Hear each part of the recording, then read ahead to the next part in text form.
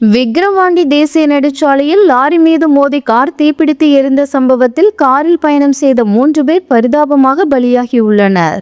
விழுப்புரம் மாவட்டம் விக்கிரவாண்டி அருகிலுள்ள Nagammai cotton mill அருகே சென்னை திருச்சி தேசிய நெடுஞ்சாலையில் சென்னையில் இருந்த 5 பேர் கேரள மாநிலம் மூணாறு சென்றனர்.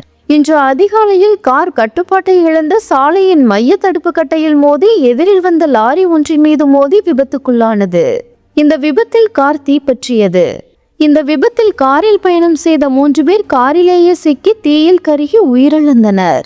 மேலும் 2 படுகாயங்களுடன் விழுப்புரம் அரசு மருத்துவக் கல்லூரி மருத்துவமனையில் அனுமதிக்கப்பட்டு சிகிச்சை பெற்று வருகின்றனர். இச்சம்பவத்திற்கான காரணம் குறித்து விக்கிரவாண்டி காவல்துறையினர் விசாரணை மேற்கொண்டு வருகின்றனர்.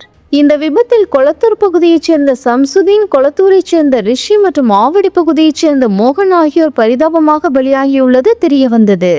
மேலும் அப்துல் அஜீஸ், தீபக் இருவரும் படுகாயங்களுடன் விழுப்புரம் அரசு மருத்துவக் கல்லூரி மருத்துவமனையில் அனுமதிக்கப்பட்டுள்ளனர். இச்சம்பவம் அப்பகுதியில் பெரும் சோகத்தை ஏற்படுத்தியுள்ளது.